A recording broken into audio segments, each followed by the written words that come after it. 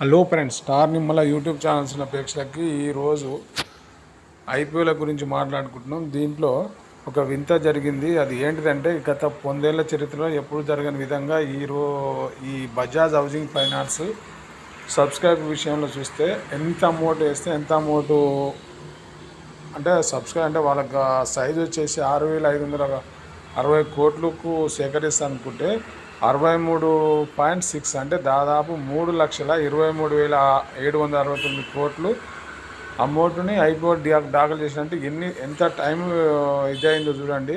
అంటే ఇంత ఈ విధంగా ఎప్పుడూ రాలేదు. అంటే బజాజ్ కంపెనీల గురించి గతంలో చూసుకుంటే బజాజ్ ఫైనాన్స్ బజాజ్ ఫైనాన్స్ వచ్చేసి ఒక 10 ఏళ్లలో దానికి వచ్చేసి 20 రెట్లు పెరిగింది. నెక్స్ట్ బజాజ్ ఫిన్ సర్వీస్ వచ్చి 17 రెట్లు పెరిగింది. అంటే ఈ కంపెనీలను కంపేర్ చేసుకొని ఈ బజాజ్ వాళ్ళ గ్రూప్లోకి వెళ్ళి వస్తుంది కాబట్టి ఇది బాగుంటుంది అనే ఆలోచనతో బజాజ్ అంటే ఇప్పుడున్న సిచ్యువేషన్లో బజాజ్ హౌసింగ్ ఫైనాన్స్ చేసేది ఏంటంటే హౌసింగ్ లోన్లు ఇస్తుంది. ఆల్రెడీ నెంబర్ 2 పొజిషన్లో ఉంది బజాజ్ హౌసింగ్ ఫైనాన్స్. దీని సబ్స్క్రైబ్ విషయంలో చూస్తే అలాట్మెంట్ ఈరోజు ఉంది. నెక్స్ట్ మండే రోజు లిస్టింగ్ అవుతుంది ఈ కంపెనీ. దాదాపు ఓవర్ సబ్స్క్రైబ్ అంటే 100% పైన పడే ఛాన్సెస్ ఉంది. 70 రూపాయలు షేర్ ఇస్తారు. ఒక షేర్కి 70 రూపాయలు. ఒక లాట్ 15,000 రూపాయలకి ఇస్తుంటే దాన్ని దాదాపు 30,000 15,000 పెట్టిన 30,000 అలాట్ అయిన వాళ్ళకి. లేదంటే దాదాపు 100% పైనే హోప్స్ ఉన్నాయి. ఇది చరిత్రలో ఒక రికార్డ్ అనుకోవాల్సిందే. 3,23,769 కోట్లు అంటే మన డిమార్ట్ అకౌంట్లు టోటల్గా వచ్చేసి 20 కోట్ల డిమార్ట్ అకౌంట్లు ఉన్నాయి. మన డిమార్ట్ అకౌంట్లు టోటల్గా చూస్తే ఈ ఐపీఓలో దాదాపు ఎట్లా ఉందంటే ఐపీఓ సిచ్యువేషన్ అంటే ఒక పాన్ కార్డ్కి ఒక లాట్ వేసుకున్న వాళ్ళకి దాదాపు మ్యాక్సిమం వస్తున్నాయి. ఒక లాట్ అంటే ఇండివిజువల్ అకౌంట్ ఉన్న వాళ్ళు ఏం చేస్తారంటే మ్యాక్సిమం 2,97,000 వరకు వేసుకోవచ్చు. 13 లాట్లు వేసుకోవచ్చు. మినిమం ఒక లాట్ వేసుకోవచ్చు. హెచ్ఐఎన్ఐ కస్టమర్ అంటే హెచ్ఐఎన్ఐ అంటే బడాగాలు దాదాపు 10 లక్షల లోపు వేసుకోవచ్చు. అంటే 2 లక్షల నుంచి 10 లక్షల వరకు వచ్చి మినీ హెచ్ఎన్ఐలు, బిగ్ హెచ్ఎన్ఐలు వచ్చి 10 లక్షల పైన దాదాపు 10 లక్షల పైన వేసుకుంటారు. దాన్ని హెచ్ఎన్ఐ కేటగిరీ కింద కేటాయిస్తారు.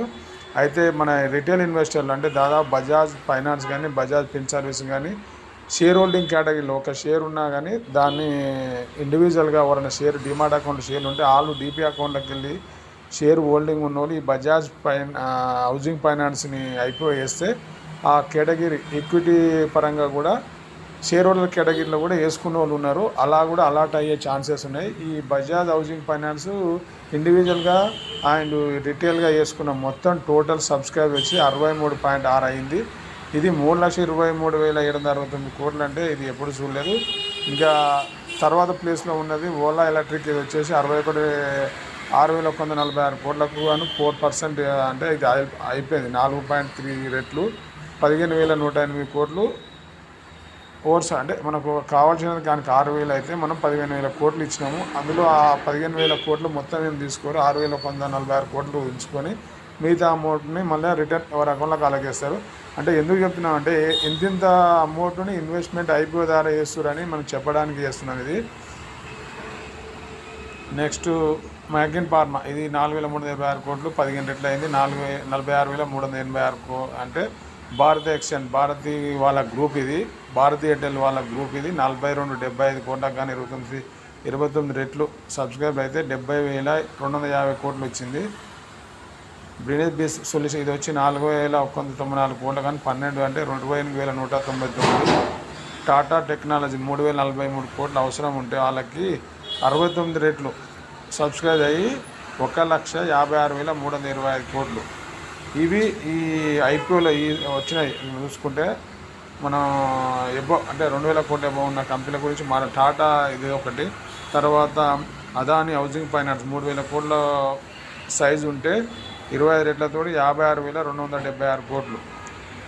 జేఎస్డబ్ల్యూ ఇన్ఫ్రాస్ట్రక్చర్ ఇది వచ్చి 28 కోట్లకు 28,000 ఉంటే 37 రెట్లు ఎక్కువ అయిపోయి 60,613. ఇకపోతే గో డిజిటల్ జనరల్ ఇన్సూరెన్స్ ఇది 26,15 ఉంటే 9.9 9.6 13,807 కోట్లు. ఇరిడా IREDA 2,150 కోట్లు వచ్చి 38.8 58,472. అంటే ఈ రకంగా మనం ఉన్న సిచ్యువేషన్లో ఏ కంపెనీకి ఎంతెంత సబ్స్క్రైబర్ అయిందని మనం వివరిస్తున్నాం. ఇది మండే రోజు ఉంది బజాజ్ హౌసింగ్ ఫైనాన్స్. ఇది ఎవరికన్నా లిస్ట్లో రాకుండా హోల్డింగ్ పెట్టుకోవడానికి బెస్ట్ ఐడియానే ఇది ఫ్రెండ్స్ ఈరోజు అప్డేట్. మన స్టార్ నిమ్మల యూట్యూబ్ ఛానల్ ఎవరైనా సబ్స్క్రైబ్ చేయండి, లైక్ చేయండి, షేర్ చేయండి. మంచి వీడియోతో మళ్ళీ కలుద్దాం. జై హింద్.